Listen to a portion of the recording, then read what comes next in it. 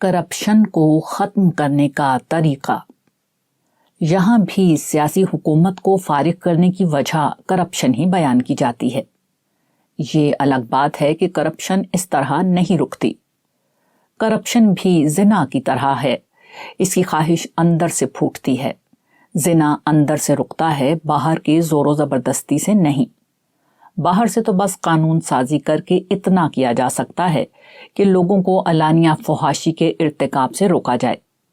یہی معاملہ کرپشن کا ہے۔ اس کی اصل انسانی طبیعت میں پائی جانے والی ہرس ہے۔ باہر سے قانون سازی اور سزا کا سلسلہ مقرر کر کے دنیا نے علانیہ کرپشن کا راستہ تو روکا ہے، مگر اس کے باوجود دنیا بھر میں کرپشن کم یا زیادہ عام ہے۔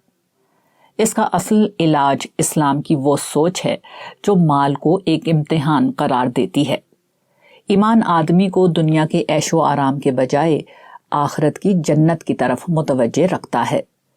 یہی سوچ کرپشن کو ختم کرتی ہے۔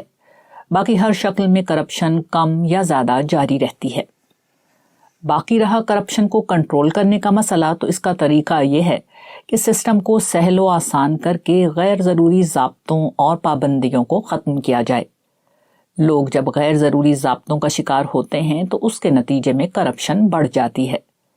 اسی طرح حکمرانوں کے ہر معاملے کو شفاف اور علانیہ ہونا چاہیے۔ ایک دفعہ جو شخص بھی شہری، صوبائی یا قومی سطح پر منتخب ہو جائے یا سول ملٹری بیوروکریسی یا عدلیہ سے متعلق ہو جائے، اس کے لیے یہ قانونی پابندی ہو کہ وہ تا زندگی ہر سال اپنے اثاثے اور آمدنی کا ریکارڈ حکومت اور عوام کے ملاحظے کے لیے جمع کراتے رہیں۔ جیسے ہی دونوں میں فرق آ جائے، اس شخص پر کیس ہو جانا چاہیے۔